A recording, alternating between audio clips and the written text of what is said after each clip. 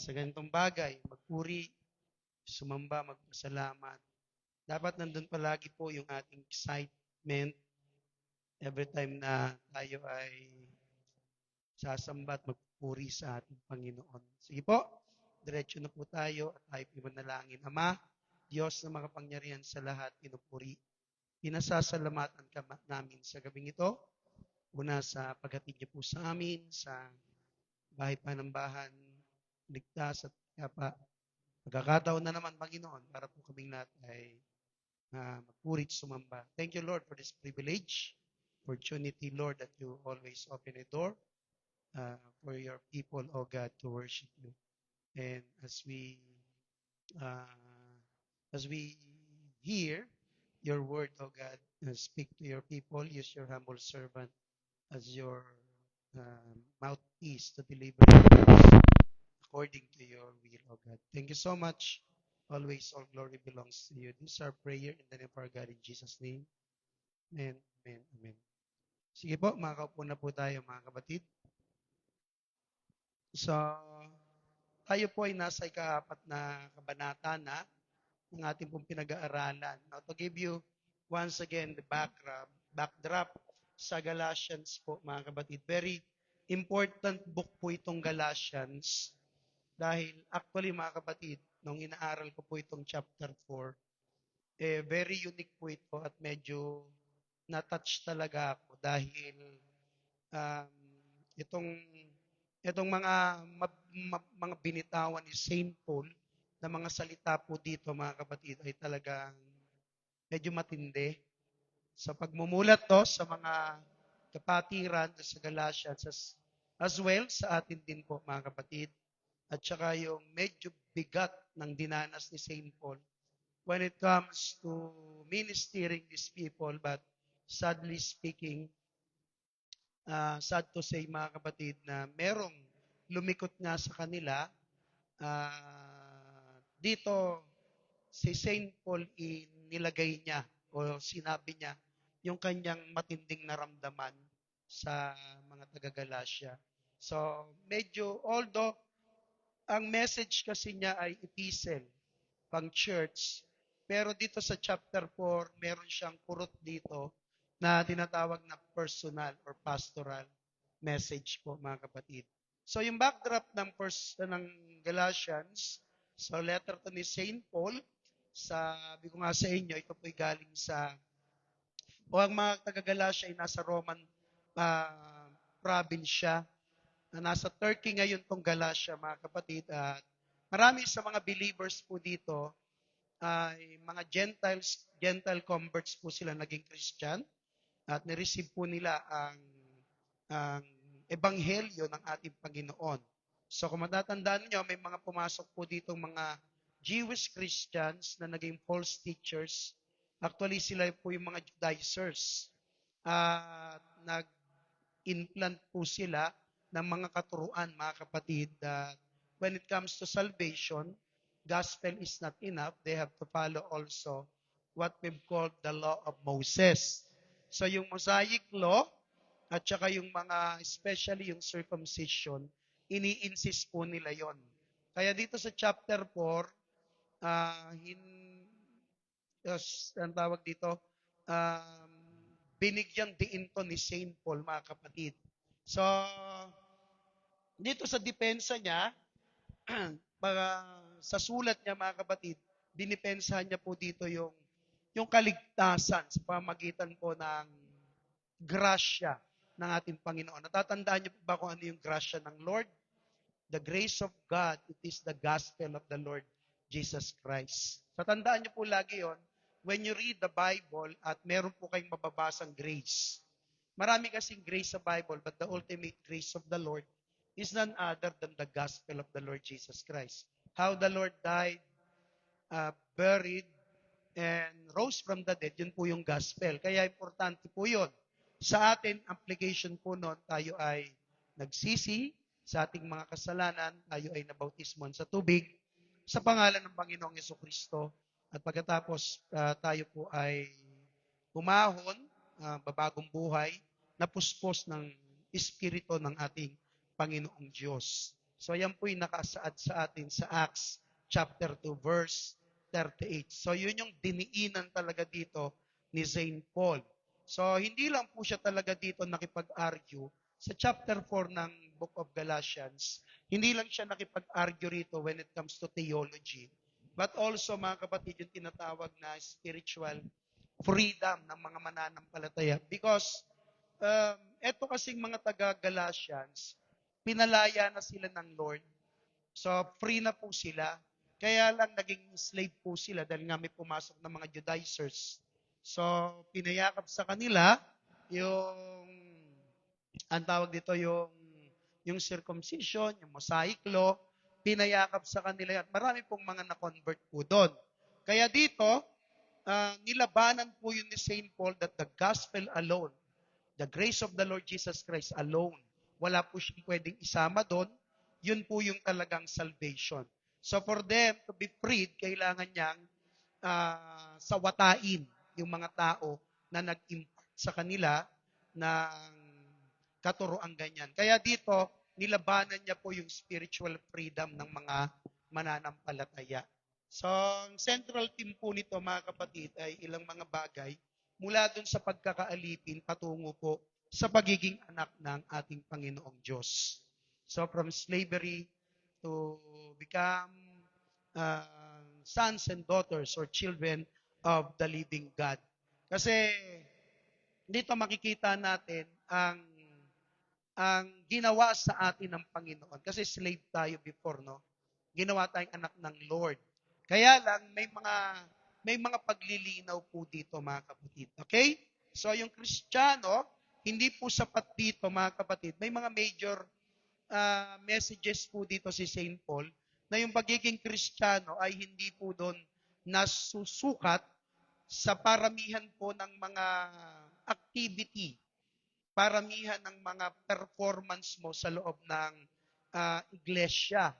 Yung pagiging spiritual, yung pagiging mananampalataya, ay hindi po yan nasusukat mga kapatid, yung tinatawag na mga religious performances. Kasi marami pong ganyan actually sa panahon natin. No?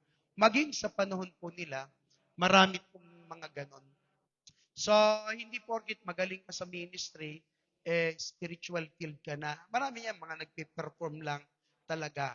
The next thing, mga kapatid, bilang mga anak ng ating Panginoon, natawag tayong mga anak ng Diyos, mga kapatid, sa pamagitan ng isang bagay lang, nung tayo po ay nakipag-isa sa ating Panginoong Diyos na buhay. So kung aalisin po natin ang pinakapakikipag-isa natin sa ating Panginoon, tandaan yung maigi, yung po yung magpuputol sa pagiging anak natin sa Lord. Kaya po yung salvation natin, maunawaan po ninyo, na ito ay tinanggap natin na may kondisyon.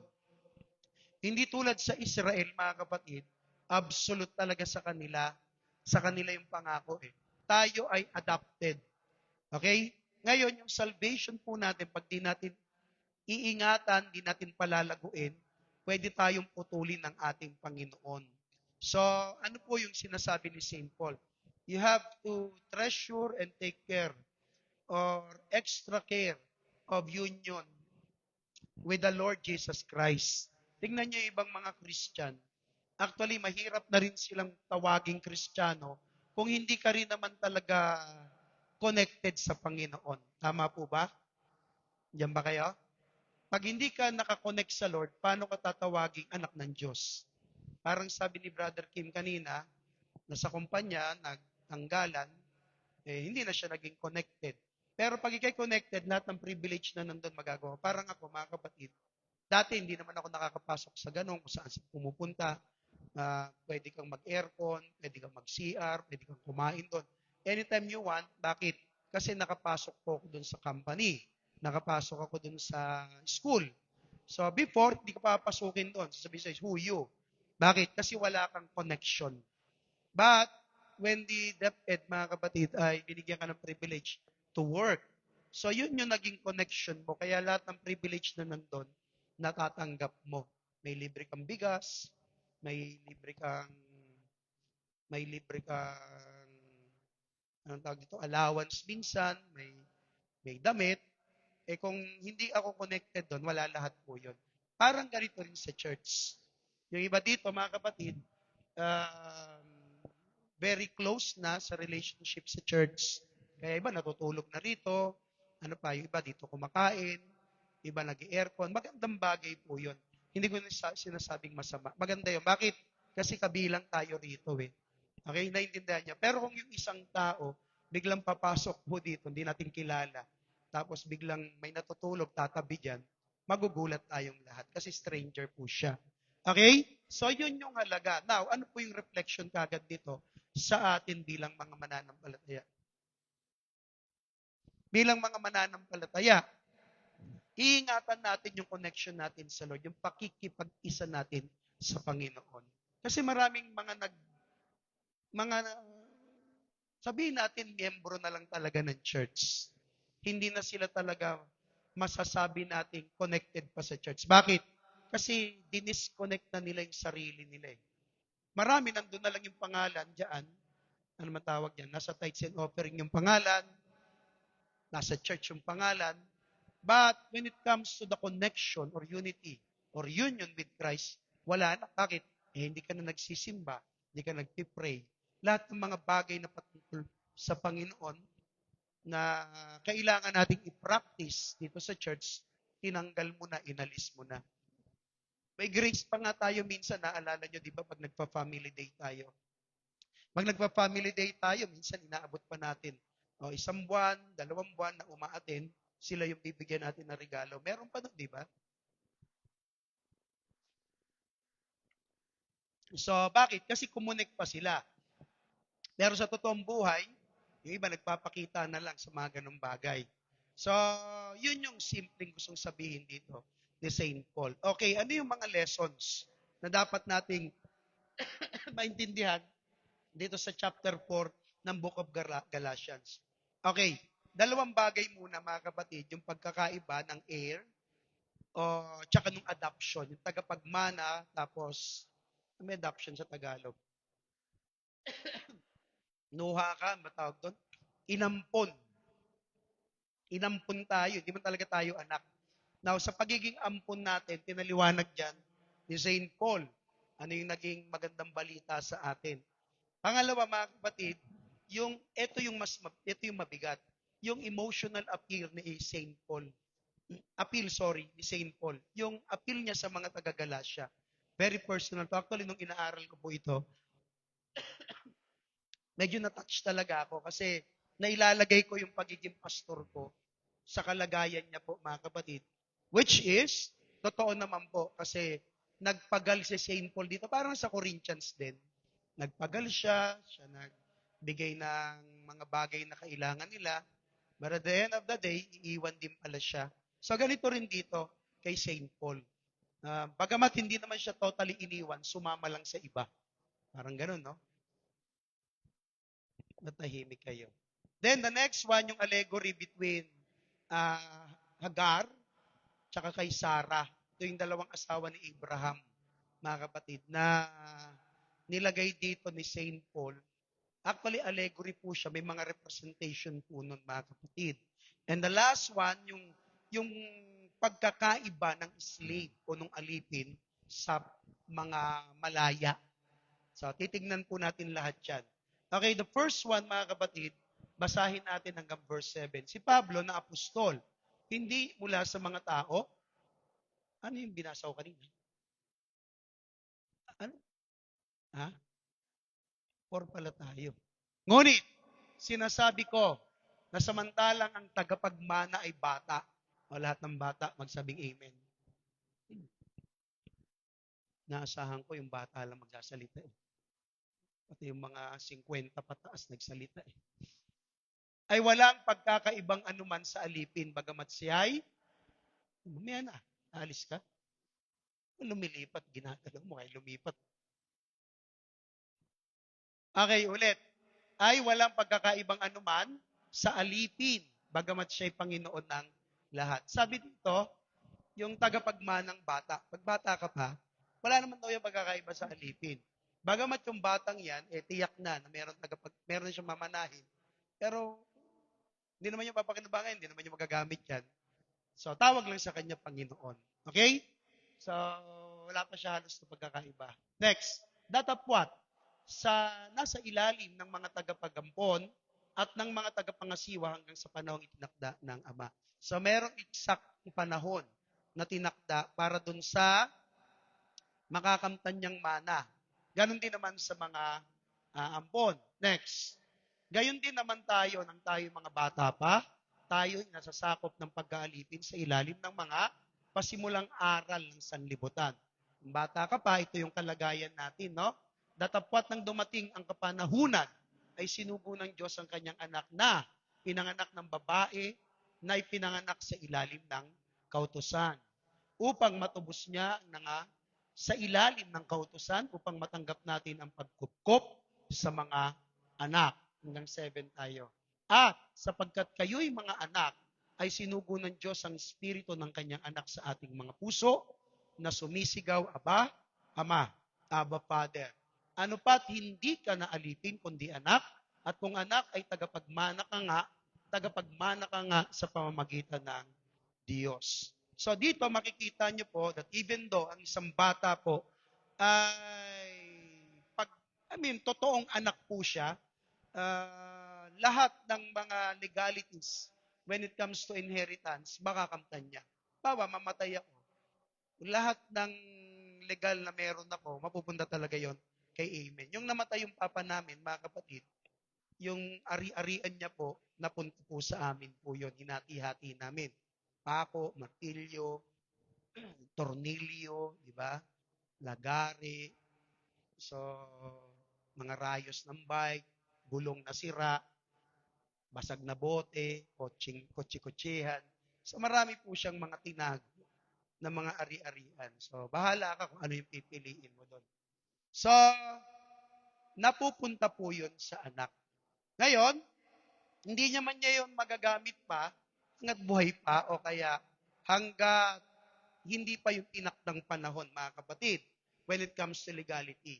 Bakit? Kasi, pag bata pa ang isang anak, nasa ilalim pa siya ng pangangasiwa ng kanyang guardian, ng kanyang magulang. So, yung management po nun, mga kapatid, isa-set po yun. Even the government, mga kapatid, sineset yun. Hindi yung pwedeng basta-basta kunin. Kaya nga yung parable of the prodigal son, mga kapatid, paglapastangan talaga yun sa magulang eh. Maraming reflection yun sa buhay ng tao. Bakit? Una, buhay pa yung tatay, kinukuha niya na yung kanyang mana. Wala pong ganun, mga kapatid eh. Hindi mo pwedeng kunin yung mana mo kung buhay ka pa. Paano kung mamatay ka muna bago yung tatay? Magulang din eh, no? So, hindi po pwede yon. Now, ano po yung mga lessons dito na dapat natin makuha? Bakit po ganito? Kinuha kasi ni St. Paul yung idea po dito. Yung tinatawag pong Roman culture. Sa Roman culture po, mga kapatid, kasi under po sila ng Roma, under po sila ng kultura nito, ginamit niya ni St. Paul para ipaliwanag sa Israel yung pagiging sakop sila sa ilalim ng kautusan. Okay? So, yun yung analogy dito ni St. Paul. Now, bago tumating ang Panginoong Jesucristo sa buhay po natin, yun yung gusto niya sabihin, ha? Tayong lahat po tinatawag na mga spiritual immature. Okay? Lahat tayo spiritually immature. Kahit matalino ka, kahit magaling ka, pero dahil wala pang Panginoon sa iyo, napaka-immature. So ano yung immature? Ito yung mga babes. Ito yung mga bata. So kita niyo po yung analogy niya. Bata. Bagamat may pwedeng maging tagapagmana yan. Kaya lang, immature pa eh. Parang yung bata, hindi mo pwedeng bigyan ng ari-arian yan eh. So yung bata natin, kasi hindi mo pwedeng pamanahan yan ng kotse nila. Hindi mo marunong mag-drive yan eh. Hindi mo pwedeng pamanahan yan ng titulo ng lupa. Hindi niya maiintindihan lahat yun, mga kapatid. So bakit? Immature. Ganon din sa mga Kristiyano. Tayo mga mananampalataya, tayo ay immature sa harapan ng ating Panginoon kapag hindi pa natin nakakamtan ang relasyong malalim sa ating Panginoong Diyos na buhay. Pangalawa, mga kapatid, tayo po ay nasa ilalim ng yung bondage kung tawagin. Tayo ay nakatali. Ano ba bondage sa Tagalog? Alipin. Tayo ay alipin, mga kapatid. Tayo ay walang kalayaan. Pangatlo, mga kapatid, tayo po may pinamumunuan ng alin? Ng mga sarili-sarili nating mga haka at filosofiya. Ito yung mga commandments natin sa buhay. Tingnan nyo po yung mga tao. Alam nyo ba, di ba? May mga kasabihan tayo, ano motto mo sa buhay? Time is gold. Ikaw, ano motto mo sa buhay? No ID, no entry. Motto ba yun? Ano motto mo sa buhay?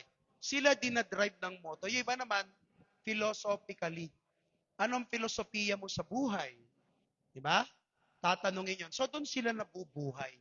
Ikaw, ano naman yung tinitindigan mo sa buhay? So, lahat ng yung di natin sinasabing masama, kaya lang, it won't direct you, mga kapatid, saan? It won't direct you sa pagiging mature. Bakit? Kasi doon ka lang talaga mailalatag. Doon ka lang, bakit? Tignan nyo po, may mga taong nabubuhay dito sa lupa na kapag sila gawa ng mabuti, sa tingin nilang mabuti, no? Yun yung magdadala po sa kanila sa langit. Ang kabutihan, subjective po yun. Di ba? Si Robin Hood, pwede siyang mabuti at pwede siyang masama. Si Duterte, yung dating Pangulo, pwede siyang mabuti, pwede siyang masama. Mabuti siya dahil marami siyang nilabanang mga masasamang tao, maraming pinahuli. Masama siya kasi may mga napatay doon sa kanyang radikal na paraan.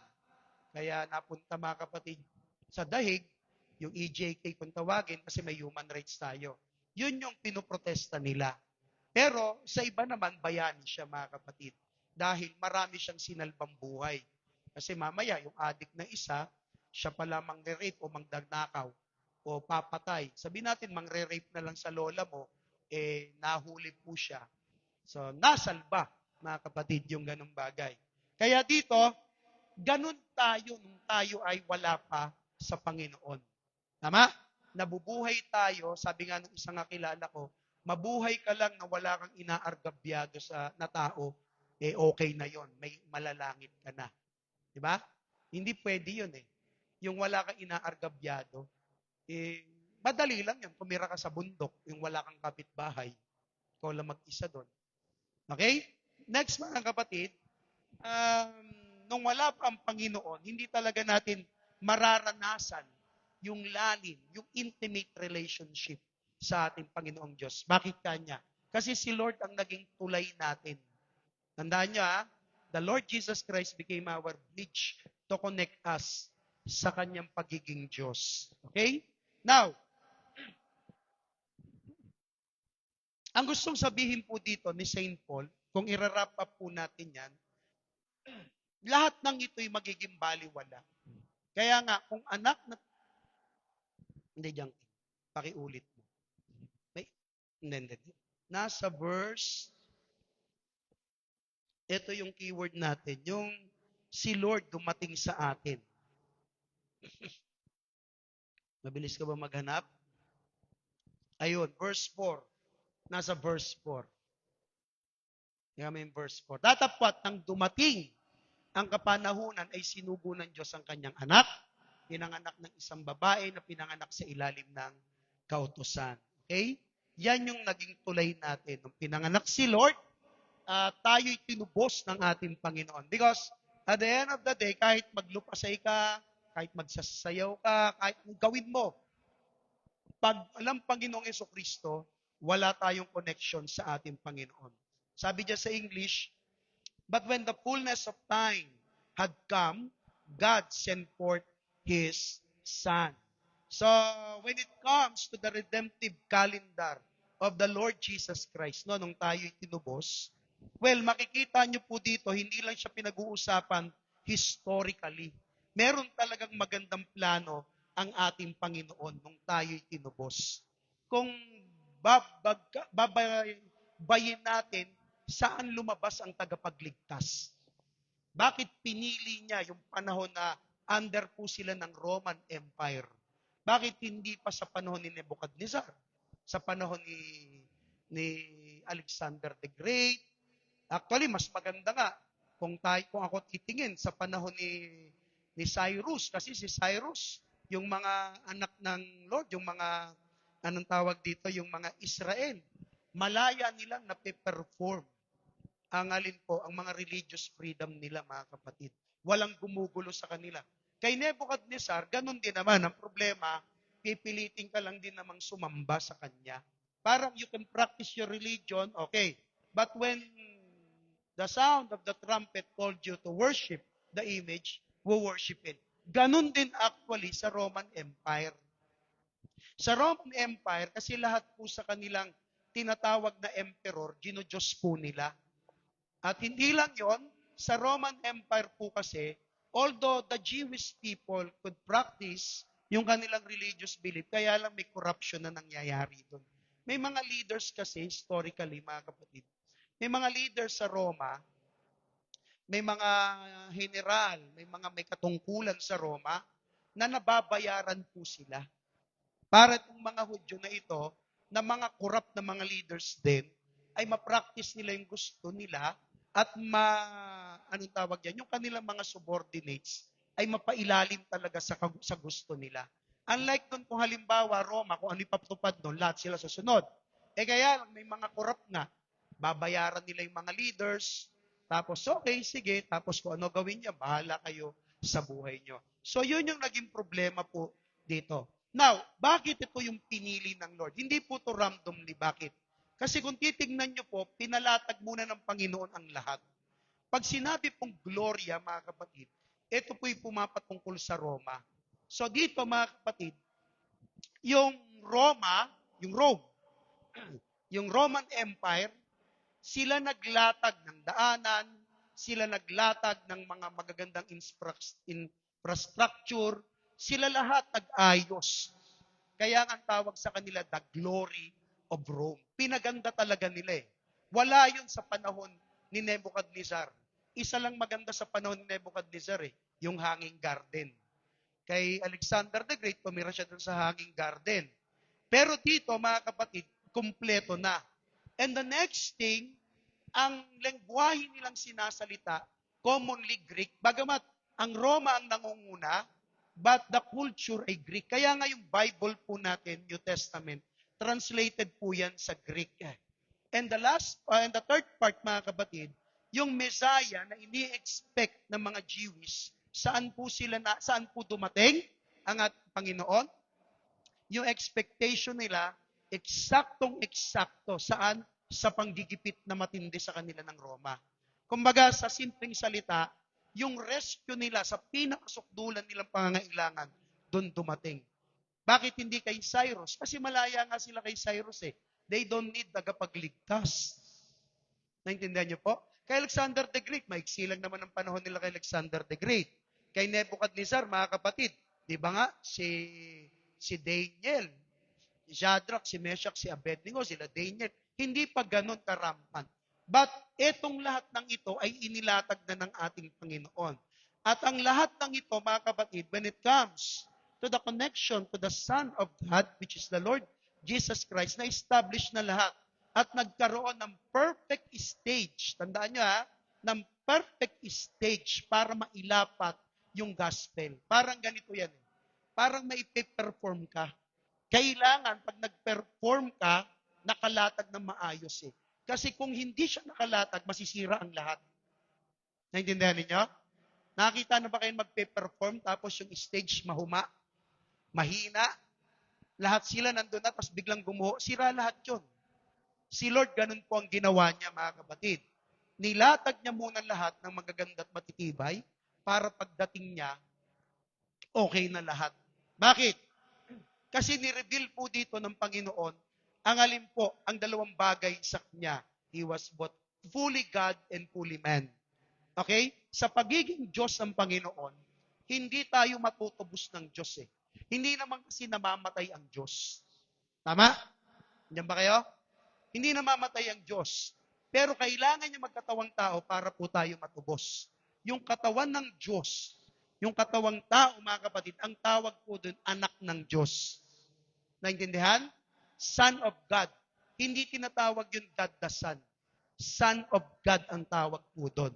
Yung Son of God na yon, yun yung nag-connect sa atin para sa divinity o sa divine nature ng Panginoong Jesucristo that He is a fully God. Naintindihan niyo po? Kasi wala namang matuwid eh. Wala lahat. So, sino yung matuwid lang nagaganap? Ang Diyos mismo. Pero sa kanyang pagiging Diyos, hindi niya magagampanan ang pagtutubos. Hindi siya mamamatay eh. Nag-produce siya ng kanyang sariling katawan. Ang tawag doon ay anak ng Diyos. Sino lahat gumawa nun? Ang Panginoong Jesucristo. Kaya dito niya ni-reveal, ano po yung pinakamabigat, na yung tinatawag nilang Diyos sa lumang tipan, etong Panginoong Jesucristo sa bagong tipan. Kaya paglabas ng Lord, mga kapatid, marami siyempre nagtatanong, nagugulat. But because of what the Lord Jesus Christ did, yun yung nagpatunay na siya yung Diyos sa lumang tipan. Kaya nga, di ba, sa chapter 14, mga kapatid ng alin, sa chapter 14 ng Book of John, may conversation po doon, di ba? Sila Felipe, may conversation doon, mga kapatid. Itong mga ito, ano sabi ng Felipe sa kanya, ipakita mo sa akin ang Ama, sukat na ito. Sabi ng Lord, nakakita sa akin, nakakita sa Ama. Paano sasabihin, pakita ko sa iyo yung Ama? Sabi niya ganon. Kung di ka naniniwala na ako yung Ama, ako yung tinatawag yung Diyos.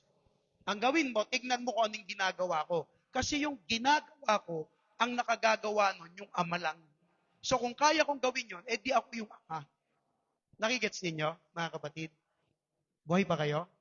Yun yung simpleng paliwanag.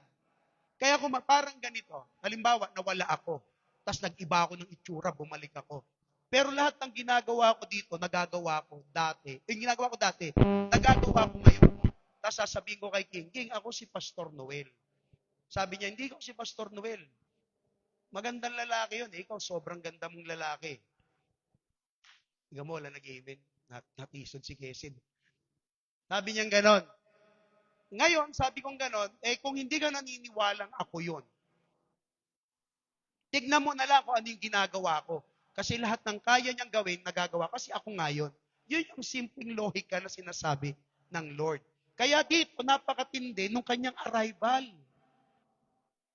Yung kanyang arrival, pagpapakita po dito, mga kapatid, na ang Panginoong Jesucristo, siya po yung totoong Diyos na inaantay ni Israel, na inaantay ng bayan niya.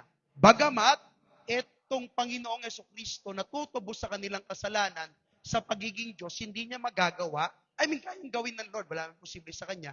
Pero meron kasing requirement, kailangan mamamatay, may mag-aalay ng buhay. Hindi nga namamatay ang Diyos, anong gagawin mo doon? Paano siya mag-aalay ng buhay?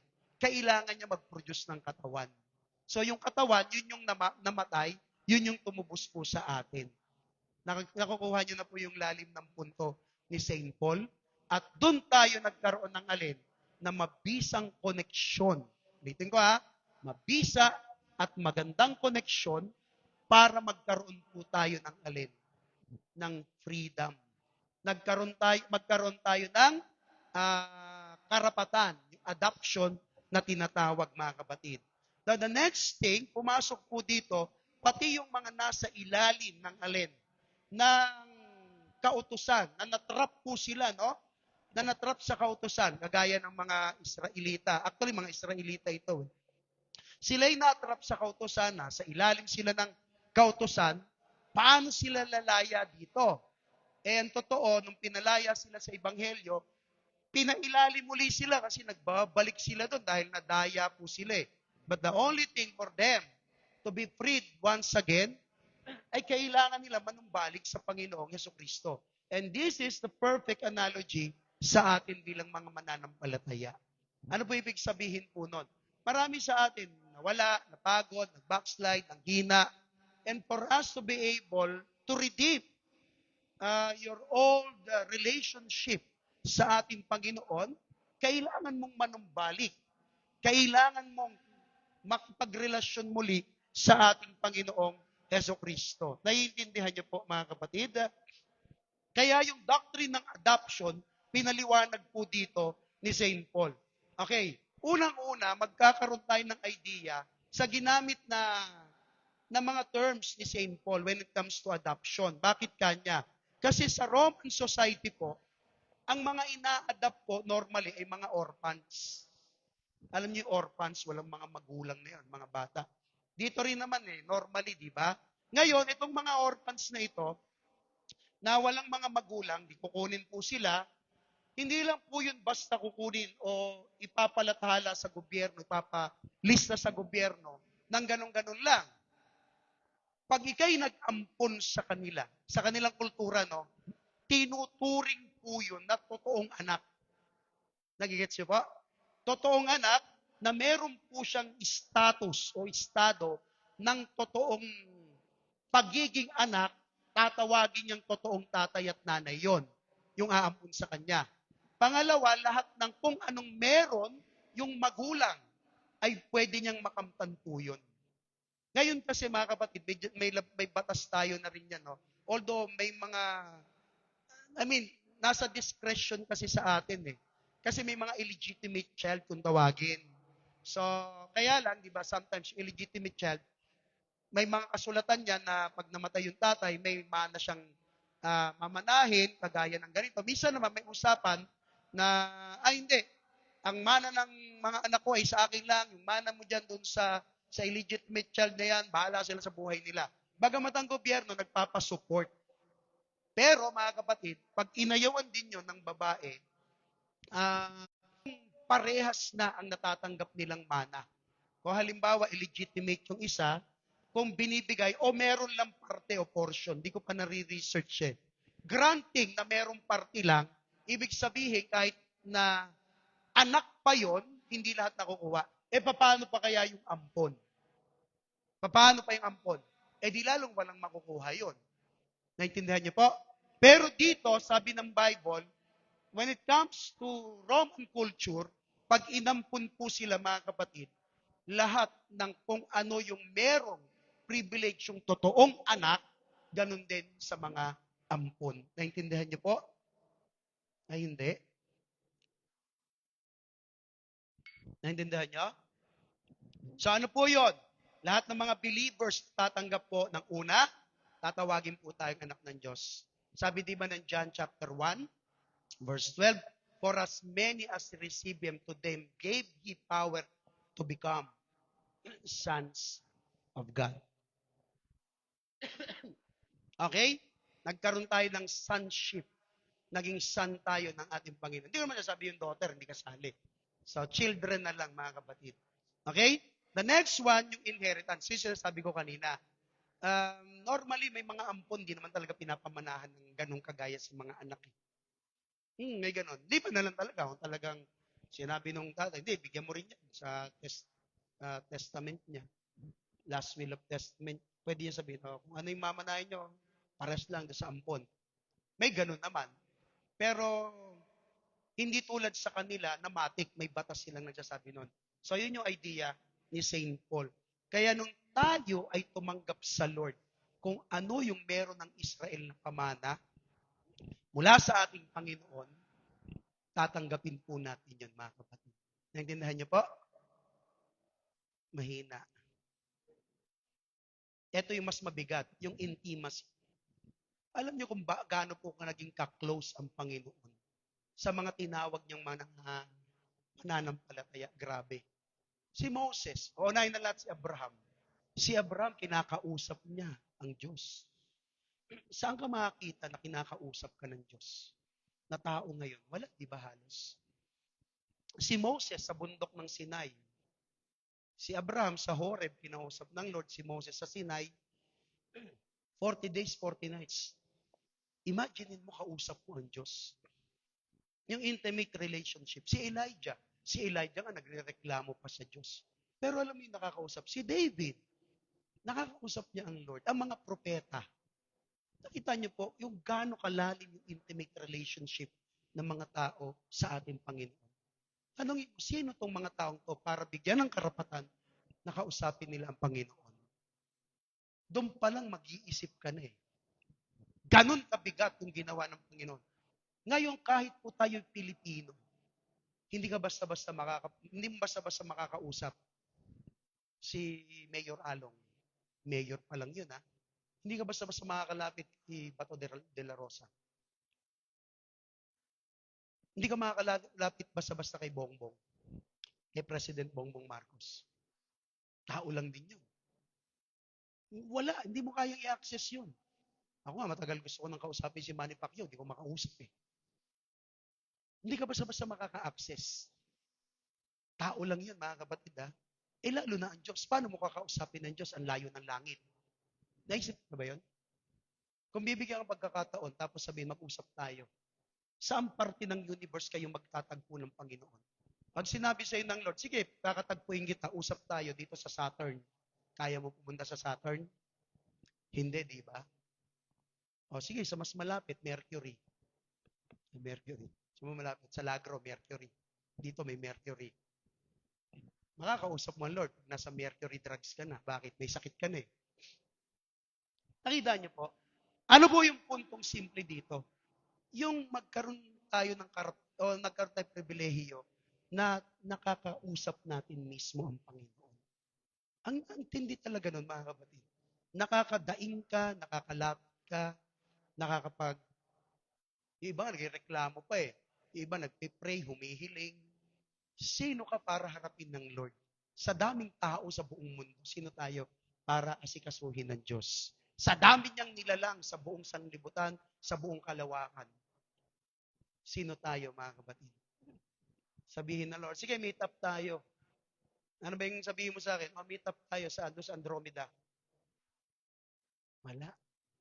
But God gave us this, every believers, no, gave us this privilege, opportunity na magkaroon tayo ng relasyong intimate sa Kanya.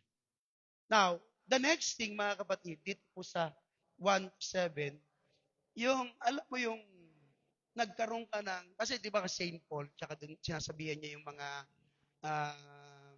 taga-Galatia ng privilege nila para makatawag sa Ama. Yung pag-adapt sa mga tao doon, hindi yung tipong, dito ka na tumira, hindi. Nagkaroon ng legal. May kasulatan yun eh. Yun yung pangahawakan ng lahat ng inampon. Pag pinirmahan yun ng tatay, ayun na yun. Alam niyo ba po, mga kapatid, kailan nangyari yun? Nung tumulo yung dugo ng Lord sa krus ng Kalbaryo. Lahat ng makikisa doon, lahat ng mababautismo, mahuhugasan. Yun po yung pinampirma ng Panginoon sa atin para po tayo magkaroon ng legal na relasyon na tawaging mga anak ng Panginoon. Kaya nga tawag natin sa kanya, di ba? Abba, Father. Yung Abba, sa translation din yan, Father eh. Pero malalim po ang kahulugan ng Abba sa Hebrew. Malalim. Yun yung kahulugan nun. Deep relationship. Kahit pa may anak tayo minsan, matatawag lang ng anak mo yan, na anak kasi galing sa'yo. Pero may mga anak na hindi malalim ang relasyon sa tatay. Naintindihan niyo po? Say amen. Malalim ba relasyon natin na? Oo daw. Malalim naman kasi tabi kami matulog niyan, sabay kami kumain. Pag hindi sila kumakain sa labas, sabi niya. Malalim relasyon namin ni Amen. So, yun yung sinasabi dito. Pag ikay tumatanda, may mga tao tatawag sa'yo, kuya, minsan tatawagin ka tatay, hindi mo anak yun, pero tinatanggap mo. Sabihin na nating tawagin ka nilang tatay, pero wala dun yung salitang kalaliman ng pagiging tatay mo. Naintindihan nyo? Kaya yung Abba Father, ibig sabihin po nun, malalim na relasyon natin sa ating Panginoon at ng Diyos sa atin. Both intimate and personal. Parehas na po yun. So grabe, no? Bagamat nababasa ng Diyos ang puso at isip natin, iba pa rin kasi yung may relasyon ka sa Kanya. Kasi doon, parang simple nga sabihin mo, alam naman ng Lord pinagdadaanan mo, pero yung nakakahinga ka sa Kanya, nasasabi mo, Lord, alam niyo po, nasasaktan po ako. Malalim na relasyon na yun eh. Lord, yung maghapon ito, napagod po ako. Alam mo, Panginoon, o kaya, Lord, alam mo yun, na-miss kita sa maghapon. Yung iba na klase yung prayer mo. Hindi yung tipong, Lord, salamat po sa pagkain, salamat po. Walang ano yun, walang dating yun eh. Although may dating naman, pero sabihin na natin na hindi pa ganun kalalim. Parang relasyon nyo sa magkaibigan. Pag ang kaibigan mo, medyo malalim na relasyon mo, may isang kwentuhan nyo yan, wala na eh. Ang problema niya, pag naghiwalay kayo, lahat ng mga sekreto mo, nasa Facebook na yan. Pero hindi man kayo naghiwalay, malalim na kwentuhan nyo nun. Minsan, tinginan nyo lang, natatawa kayo eh. May mga ganyan akong kakaibigan, mga kapatid. Yung tipong, wala pa kayong sinasabi sa isa't isa, ewan nga ako nangyayari kasi may mga kaibigan ako dati. Alam mo yung parehas ng hilat siya, ng ano na, pag may nakita kang ganyang tao, kahit di pa kayo nagkikwentuhan, natatawan na kayo. Parang alam niya na yung iniisip mo, alam niya na rin, alam mo ko yung iniisip niya. Di ba? Malalim na relasyon ng mga taong ganun. So yun yung sinasabi ni St. Paul po dito. Yung deep relationship natin sa Panginoon, naging personal na. Sinong maaalala niyong meron niya? Si Elijah. Si Moses, punta mo tayo kay Elijah. Imagine mo si Elijah, pagkatapos siyang bigyan ng matinding tagumpay ng Lord, ano sabi ng Lord, ni Elijah sa kanya? Agod na ako, Lord. Ano ba yan? Etc. Gusto ko nang mamatay, Lord. Nahabol ako ni Jezebel. Nagre-reklamo na siya sa Lord. Si Moses, ganun din. Sa sobrang asar ni Moses, imbis na tutusukin niya lang yung bato, hinampas niya. Amen, Lord. Nakita ninyo, malalalim na kasing relasyon nun eh. Si Abraham, tinawag siyang kaibigan ng Diyos. Imagine mo, tawagin kang kaibigan. Ako, hindi ko kaya yun. Ang hirap sigurong magkaroon ng ganong relasyon sa Diyos, kaibigan. Pangatlo, mga kapatid, ang Panginoon, hindi niya lang inayos yung mga pag-uugali natin. Isinama niya tayo mismo o ipinasok niya mismo tayo sa tahanan o sa pamilya niya. Kanina, in-example ko sa inyo yung kumpanya, office. Sa office, pwede ka magtrabaho, you have the privilege. May sahod ka, pwede ka minsan matulog, tama? Yung iba nga sa amin, doon pa natutulog, doon naglalaba, doon naliligo. Ay, hindi naman naglalaba. Naliligo, basta doon na. Ganun din siguro sa ibang kumpanya. Ako doon sa kumpanya namin, ganun. Tapos, yung dati tapos may mga kasama ko doon na nakatira, doon na naglalaba, doon na talaga, mga kapatid. Pero, never silang ginawang pamilya ng boss namin. Nakuha niyo yung punto? Pwede kang makakuha ng privilege sa company, lahat-lahat. Matulog ka dyan, kumain ka dyan, maligo ka dyan, gagawin mo. Pero hindi ka bibigyan ng karapatan ng kumpanya na maging kasama saan? Na maging may-ari ng kumpanya. Kasi trabador ka lang dun eh. You can enjoy privilege. Pero yung gagawin ang anak ko sa amin, dahil mabait ka, magaling ka, o kaya na-enjoy mo privilege, hindi. Ibang usapan yun. Si Amen, na-enjoy niya yung privilege sa bahay. Lahat. Pero, hindi lang yon. Kasi anak ko siya. Pamilya ko siya. Si King, na-enjoy niya yung privilege niya dito sa church. Kasi inampun natin siya. Pero hindi ko siya anak. Naintindihan niyo mga kapatid? Iba yung binibigay ko kay Amen, iba yung binibigay ko kay King. Si Amen, magbibilang ko ng motor yan. Si King, demotor. Demotor na electric fan. Diba? Siguro pag yumama kasi wala mga pambili ganun talaga. Yun yung point natin. Yan yung ginawa ng Lord sa atin bilang mga Kristiyano. So nakikita nyo po, yung binigay na understanding ni St. Paul sa kanila, napakatindi. Ngayon, ito yung siste. Bakit? Alam mo yung nangyari? Sabi ng Lord, ito na nga lahat sabi ni St. Paul, ito na nga lahat nasa inyo na. Ito na nga lahat binigay na sa inyo. Not just the privilege to be in the house of God, the privilege to enjoy fellowship, but you became a family of God. Nasama ka sa pamilya niya eh. Kaya lang, nagpadaya ka. Iyan yung mabigat na mensaheng una kong gustong sabihin sa inyo. Marami sa atin ganyan pong mga Kristiyano. We are enjoying everything. Relationships sa Panginoon, di ba? Lahat sa church, pag, pag binuhos ng Lord ang kanyang Espiritu Santo, napupuspos tayo. Ang daming binigay sa atin ng Lord. At higit sa lahat yan, yun yung pagiging pamilya. Tinawag tayong mga anak ng Lord. Nai-enjoy natin lahat yun. And yet, mga kapatid, nakakaawa tayo. Marami po sa atin ang alin.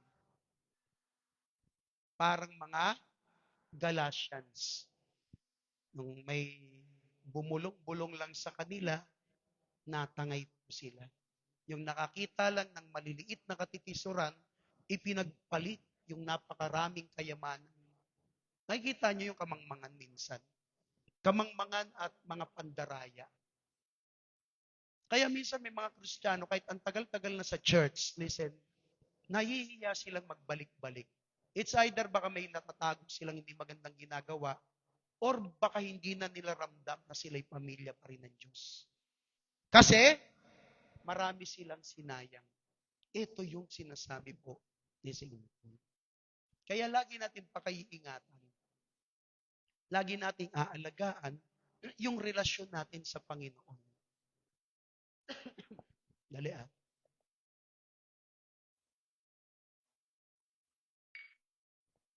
So, ganun po siya kahalaga. Kaya tayo nandito na, wag na kayong lalabas. Nandito na tayo, nai-enjoy natin. Time will come, makikita nyo po lahat yan. Time will come. Hindi lang ito ang pangako sa atin ng ating Panginoon. Napunta tayo sa mga kahulugan. Una po, mga kapatid, si St. Paul, sinira niya po dito ang alin? Yung mentalidad, yung kaisipan, yung sitwasyon natin na tayo ay alipin sa pagano. So, yun yung unang tinanggal sa atin. Di ba dati, mga pagan slave tayo, kung ano yung sabihin ng dati nating relihiyon, sinusunod natin. Binasag na yung St. Paul. Di na kayo dyan. Ano pa, mga kapatid? Yung religious slavery, inalis din ni St. Paul. Marami sa atin, mga followers tayo ng mga dati natin, relihiyon. Mga active tayo, yung mga activities na nandun. Ngayon, etong si St. Paul, nung pinaunawa sa kanila yon sa mga ang tawag dito, sa mga taga-Galatians, yun yung una niyang binasag. Pero may mas matindi po doon, mga kapatid, na winasak si St. Paul. Sa paglatag niya ng chapter 4, verse 1 to 7. Yung tao, yung mananampalataya, maigi ha, yung mananampalataya, pinaunawa niya na wala nang take over sa kanila yung sinful passion, hindi na kayo under dyan. Yung pagiging makarelihiyoso nyo, yung pagiging, alam niyo yun, kagaya ng isang writer, magaling siya, mahusay siya, kaya lang may ginagawa pala siyang kalokohan. Naaalipin sila sa ganung bagay. See? Ito yung binabasag dito ni St. Paul. Actually, maraming mga ganyang mga mananampalataya. Once na tayo, mga kapatid, ay lumayo sa ating Panginoon, hindi maganda ang patutunguhan natin. Sabi niya, inalis na kayo dyan, wag na kayong bumalik. Kung meron mang mandadaya sa inyo, kung meron mang papasok sa inyo ng mga bulong o anumang mga naisabihin, tandaan ninyo kapag ang isang katuruan na dadating sa inyo ay magpapalayo o ang anumang bagay na magpapalayo sa inyo sa Panginoon, tandaan niyo po, hindi yan sa Diyos. Kahit yan ay napakagandang tingnan pa o napakagandang biyaya pa. O sabihin natin, di biyaya, pagpapala. Kasi minsan, doon tayo na-attract. Hindi man sinabi ni St. Paul, pero magtatanong ka sa isipan mo, di ba doon sa chapter 1, nabatandaan ninyo, sabi ni St. Paul, ako may namamangha. Ako may nagtataka sa inyo. Bakit? Kasi ang bilis nyo. na mula sa tumawag sa inyo, ang bilis ninyong mag-switch. Paano naiisip ko nung pinag-aaralan natin to, paano naging mabilis sila sa ganong mga aspeto? Hindi malayo kung trace natin, mga kapatid, na may matinding offer sa mga taong ito. Kasi kung simpleng kikwentuhan mo lang iyon, tapos ang lalim ng tinanggap nila ng ebanghelyo ng katuruan, hindi mo makukuha yun eh. Pero kung may offer ka doon, tuturuan mo at may offer ka doon, mga kapatid, yun yung nangyari sa kanila. We don't know exactly. But this is a perfect analogy sa mga Kristiyano ngayon.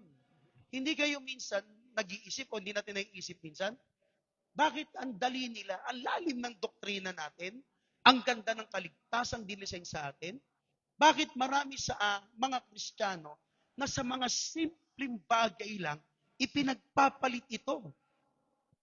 Huwag kayong magagalit ha. May mga kapatid umalis dahil lang sa simpleng sama ng loob. Pinagpalit mo yung yaman ng doktrina. Yung iba, lumipat mga kapatid sa ibang simbahan. So ang yaman at ang ganda ng doktrina ng kaligtasan, ipinagpalit mo. Kaya nagtatanong si St. Paul, pati nga ako nagtatanong bakit ganun lang nila tanggalin o alisin yung bagay na yon? Maaari, una mga kapatid, hindi talaga sila rooted and grounded sa salita ng Diyos when it comes to the doctrine. Yun yung pwedeng maging dahilan. Number one. Pangalawa, baka mas tiningnan nila yung magiging pakinabang nila kapag nandun sila kesa sa nakukuha nila pansamantala o pangkasalukuyan sa kanilang presenteng kalagayan. Ganun kasi pag mahina ang faith mo mas titingnan mo yung mas malaking pakinabang mo kahit na ano pa yung maging kapalit niyan. Kasi may mas malaki kang makakamtan. Ito yung mabigat mga kapatid. Imagine ninyo CLM tayo. Isipin niyo maigi. Ako marami na akong mga simbahan na pwedeng puntahan. Pero lagi kong binabalikan talaga yung doktrina natin. Kaya ako nananatili talaga sa church, CLM.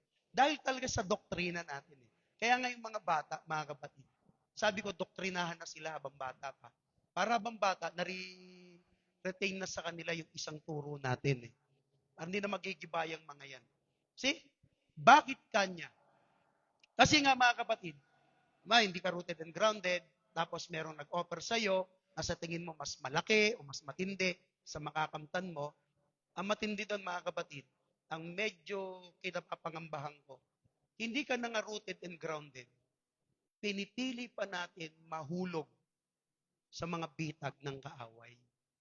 Simple lang yun Minsan tayo ang nagtutulak sa sarili natin para tayo ay mapunta sa ganong bagay o ganong sitwasyon. Alam mo na nga ba't gagawin mo pa? Maraming ganyan ang mga mananampalataya. Kahit sa church, yun yung pag-iingat na sinasabi ko. Minsan ang mga blessing na yan, kung ang blessing minsan, kung ang pagsubok ay minsan nagmamaskara ng pagpapala lang yan, ang pagsubok, ang pagpapala, minsan, nakamaskara yan ng alin? Ng pagsubok. Pagsubok makikita mo, pero pagpapala. Minsan naman baliktad. Yung iniisip kong pagpapala na nakikita mo, baka nakamaskara lang yun. Hindi talaga pagpapala yun. Mag-ingat din tayo doon, mga kapatid. Kasi hindi lahat ng pagpapala ay makabubuti sa iyo. Baka mamaya, yan yung magiging pagsubok mo para tingnan kung kagaya tayo ni Galatian Church o hindi. Kaya mag-ingat tayo palagi, mga kapatid. Naiintindihan niyo po? Ang gospel dito, tandaan niyo lagi, that every one of us, nilinis, pinatawad tayo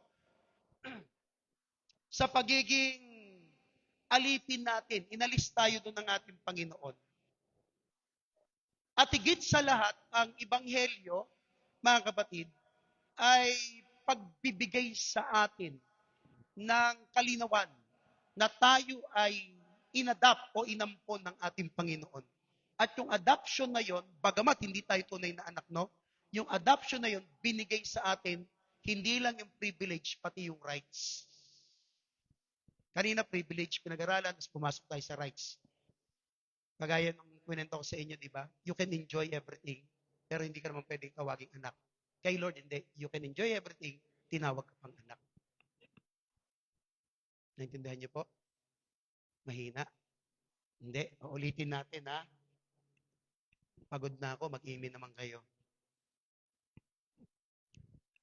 So, hanggang 8:30 pala tayo.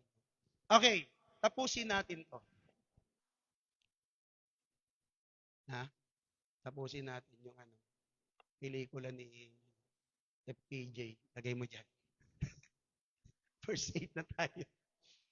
Ni FPJ tsaka ni Efrem Bata Reyes. Hindi ko pa natatapos kagabi.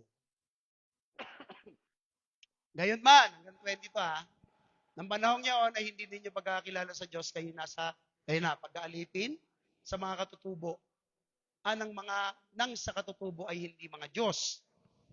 Tatapat ngayon yamang nakikilala na ninyo ang Diyos, o ang lalo mabuting sabihin kayo ay nakakilala ng Diyos. Bakit muling nangagbabalik kayo doon sa may hina at walang bisang mga pasimulang aral, na sa mga yaoy ninanasa ninyong magbalik sa pag-aalipin? Tingnan niya, babalik pa kayo doon, hindi nyo alam, maaalipin lang kayo doon. Galing na nga kayo sa pag-aalipin.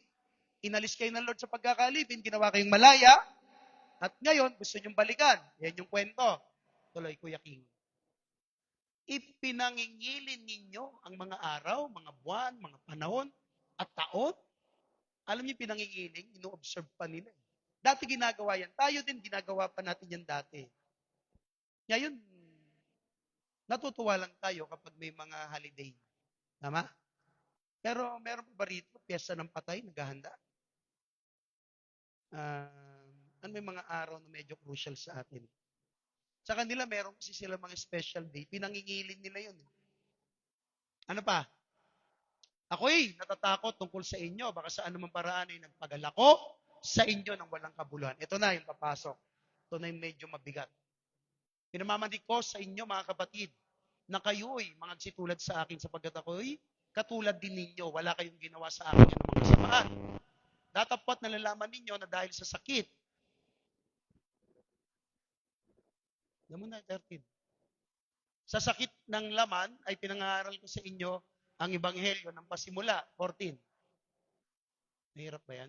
At kung sa inyo isang tukso sa aking laman ay hindi ninyo inalipusta, ni tinakwil man, kundi ako'y tinanggap ninyong tulad sa isang anghel ng Diyos, tulad kay Kristo Jesus. Sige, hanggang 20 yan, diretso. Saan nga naroon yaong nyong kapalaran, sapagkat pinatutuhanan ko sa inyo na kung mangyari ay inyong dinukit sana ang inyong mga mata at ibinigay sa akin. Medyo malalim ang relationship niya, no? Sa Galatia. So, sila yung mga tipong, kung nalaman lang namin, pati mata namin, bibigay namin sa iyo. Kaya nga, ako bagay naging kaaway ninyo, sa Diyos sabi ko sa inyo ng katotohanan, may nangagmamalasakit sa inyo na hindi mabuting akala. Subalit ang ibig nila ay, iyon ang mabigat. Ihiwalay kayo upang ipagmalasakit nyo sila. Diyan muna tayo, King. May nagmamalasakit sa inyo sa hindi mabuting akala. Church, tandaan nyo hindi lahat ng nagmamalasakit, hindi lahat ng nagmamalasakit, maganda ang layunin o mabuti ang hangarin. May nagmamalasakit, bibigyan ka ng sakit. Bibigyan ka ng malalang sakit. Sakit sa loob. Kaya nga malalang sakit. Kaya hindi lahat nagmamalasakit. Tinumbok ni St. Paul to. Matindi to Kasi may nagmalasakit sa kanila pero hindi ba maganda yung kalooban. Nakita niyo si St. Paul? Nag-stand talaga siya. Actually, mahirap to Kasi sino yung patutuo niya? Ang patutuo niya ang Diyos at ang kanyang sarili lang. Wala siyang ibang testimony dito Ang testimony niya lang yung kanyang sarili. Sinasabi niya, may nagmalasakit sa inyo Kaya lang yung mga nagmamalasakit sa inyo, hindi naman magaganda nga rin. Ako nagmamalasakit, maganda nga rin ko sa inyo. Matindi yun Next. Datapat mabuti ang pinagmamalasakit sa mabuting bagay sa lahat ng panahon. At hindi lamang samantalang ako'y kaharap ninyo. Maliliit kong mga anak na muli kong pinagdaramdam sa panganak habang si Kristo ay mabadha sa inyo. Last, datapat ibig kong kaharap ninyo ako ngayon at baguhin ang aking tinig sapagkat ako'y nag-alinlangan nag-aalinlangan tungkol sa inyo. Nakita nyo po dito medyo mabigat. Kasi medyo emotional na ang letter. Reading between the lines. Yung letter dito ni Saint Paul, hindi siya doctrinal na eh. Kanina doctrinal pa. Pero ngayon, more on personal na mga kapatid. Bakit? So going back, yung kanilang, yung ang tawag dito, yung pagkamangha ni Saint Paul sa mga mananampalataya na, alam mo yun, dating galing sa pag-aalipin, pinalaya, bakit sila bumabalik. Ngayon, si Saint Paul, mga kapatid, binigay niya yung mga naramdaman niya sa mga taong ito. Check natin, mga kapatid. Alam niyo po kasi nung una, ito si Saint Paul, winelcome naman siya dito na maayos. Kaya lang, siyempre, nag-iikot-ikot si Saint Paul sa saan pumupunta. Hindi naman niya nakakadaan, pero sabihin na natin matagal siya nakabalik. May mga pumasok di bang Judaizers, ba yung mga doktrina. Ngayon, mga kapatid, pagbalik niya, nag-iba yung trato po sa kanya. Di ba? Para bang, teka lang, anong ginawa ko mali sa inyo? Hindi dahil sa may ginawang mali. Tandaan niyo to ha, hindi siya nire-reject o hindi siya dahil hindi pinakikinggan, dahil may masama siyang ginawa. Alam niyo kung bakit? Kasi may tinanggap silang ibang katuruan o dagdag na katuruan, kaya nireject niya isa. Alam niyo minsan, church, hindi ka nire-reject dahil gumawa ka ng mabuti o ng masama. Ang totoo, gumagawa tayo ng mabuti sa kapwa. Gusto tayo ng kapwa. Pero magugulat ka, ba't ako nireject? Bakit? Dati naman gusto mo kasama. Dati naman nakikinig ka sa akin eh. Hindi dahil sa naging masama ka sa kanila, kundi meron silang napakinggan. Meron silang tinanggap na iba. At yun yung sabihin na natin na umasuwang sa kanila. Umasuwang talaga eh, no? Yun yung kumplos sa kanila. Kaya kayo, huwag kayo minsan magtataka pag may mga taong nire-reject kayo. Ba't kaya? Ano kayo masama kung wala kang minsan masamang ginawa? May mga tao lang na bumulong doon. Kaya nag-iba ang trato sa iyo. Yan yung nangyari kay Saint Paul. Nakukuha niyo na po. Sino may mga karanasang ganun? Lahat tayo halos may karanasang ganun. Ba't kaya ako hindi pinapansin? Dati lang, sabay pa kaming kumain. Sinusubuan ko pa siya, sinusubuan niya ako. Ba't ngayon hindi niya na ako pinapansin? Hindi dahil sa hindi ka na-love. Baka mamaya may iba na siyang napakinggan. Ganun lang yun eh. Pag ako binigyan ng mas magandang cellphone, bagamat sa akin pa rin to, yung cellphone kong isa mga kapatid, okay pa naman yun eh, kaya mahirap siya. Pero ayoko na siyang gamitin kasi may bago na ako. Nagets niyo? Hindi dahil sa ayoko siya, kasi gusto ko siya dahil maraming pakinabang doon eh. Pero may dumating na sa tingin ko yung mas maganda, mas okay gamitin. Yan yung simpleng analogy doon. Sa tingin nila, mas maganda to okay to Okay naman sa Saint Paul, kaya lang mas gusto namin dito. May isang ganyan ko tinitingnan ng mga pinagpagalan natin. Tawag nila dyan mga kapatid ay sa aming mga pastors. Ang tawag namin niya pag may mga miyembrong umaalis, lumilipat, ay isipin na lang natin baka lumipat sila sa mga mas berdeng pastulan, mga greener pasture, para hindi na lang kami masaktan. Masakit kasi yun mga kapatid. Parang kay Corinto, makain, pinalaki niya, lahat-lahat, di ba? Ganon din kay Galacia. Inaralan niya, nagsimula siya, nagturo, tinulungan niya. Pinupuri natin ang Diyos kasi yung church natin ginagamit sa ibang mga tao. Pero marami tayong tinulungan dito mga kapatid. Marami talaga. Meron pa tayong kinuha doon kila Aldrin. Wala pa yata to. Yung pilay na lalaki, tinulungan yung pag-aaralin sana namin. Winalang hiya din tayo nun. Meron doon. Tinulungan yung para magtrabaho siya. Nung nakatagpo na mga kapatid, nakakuha ng tulay, tapos umalis na. Bahala na ang Diyos sa kanyang gumante. See? Pinupuri natin ang Lord kasi may minister tayong ganun. Ilan yung pinaaral natin dito? Dami nakagraduate, mga kapatid. Wala tayong ginawang masama sa kanila. Tama? Wala. Nakagraduate sila lahat. Imagine niyo ni, buti ba nga sa 10 ketongin, may bumalik na isa eh. Sa atin, walang bumalik eh. Minsan mag-iisip ako sa Lord, kaya minsan gusto ko nang patigil yung ALS eh. Para wala kaming bunga sa ALS. Di ba? Yung tatlong pinagraduate natin, dati ilan yan? 14, naubos. Ngayon, 3 na tira, graduate. Di na natin makita. Minsan magtatanong ka, anong ginawa namin masama?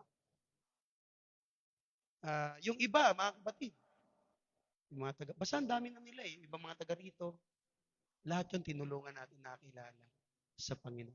Although meron naman palang bumalik. Ito, sila Tasha pala na sila Sister Melba. Meron naman pala. Pero napaka-minimal nun kumpara sa mga natulungan natin. Pero at least, nagagamit tayo ng Lord. Pero ito pala yung sagot, kaya kinukomfort ako ng Lord. Hindi dahil sa may ginawa kang masama, kaya wala sila o tayo bumalik sa iyo. Baka meron silang iba ng pinagkakaabalahan.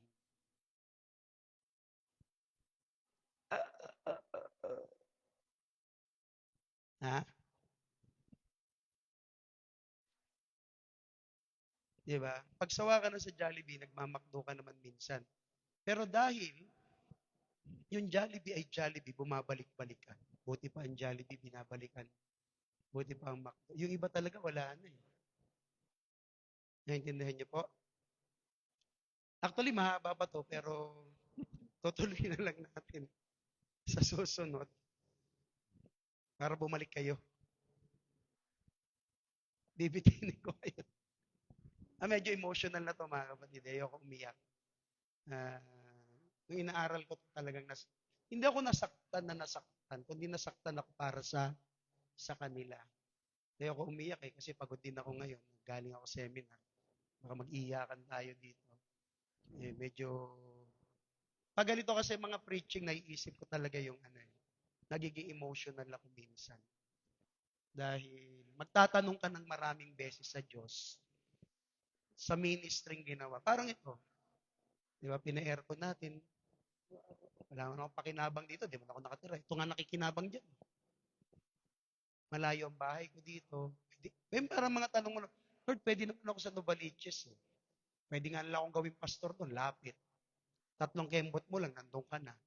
Andun pamilya ko, lahat ng kaibigan ko halos nandun. May sahod doon. Di ba? Pwede mong gawin yung mga bagay na yun. Di ba? Kaya magtatanong ka, kaya ako dito dinala ng Panginoon?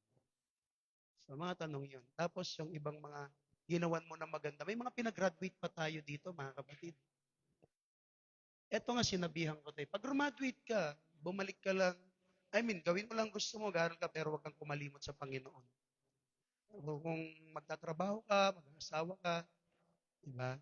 Maglalagay naman ng iba ang Diyos dyan. Ibig sabihin, natulungan ka ng church. Pero, kung tutulong ka, itulong mo yan sa iba. Magamit ka sa Panginoon. Ganun lang naman ang labanan natin dito. Kasi bukas makalawa, alis din tayo dito eh. At least, magawa natin yung pinapagawa ng Lord. Yun yung nilalagay na lang natin sa isipan natin, mga kapatid. Bagamat tao pa rin tayo, ganun yung mga may isip mo at the end of the day. So, ganun pa man, tuloy pa rin tayo sa paglilingkod.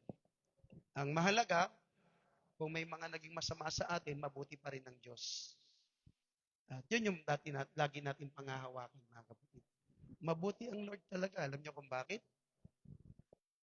Nung alam niyang wala na kaming pera, binigyan niya akong trabaho. Di ba? Kumikita ka tuloy ngayon. Ganon-ganon lang. Hindi, mga kapatid. Pinupuri natin ang Lord. Uy, matching.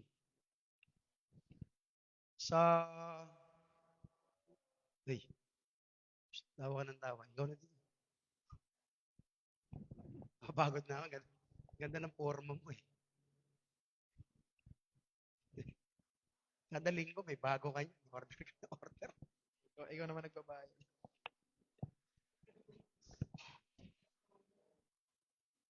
Pray po tayo mga kapatid. Lord, pinupuri ka po namin, Lord, sa gabing to, Panginoon. Nagpapasalamat po kami, Panginoon, sa lahat ng biyayang binigay niyo sa amin, Lord, sa buong linggo na to, Panginoon, at sa ibibigay niyo pa, Lord. Lord, humingi po kami ng tawad, Panginoon, sa mga nagagawa namin kasalanan, Lord. Sa mga sadya, Lord, at hindi sadya, Lord.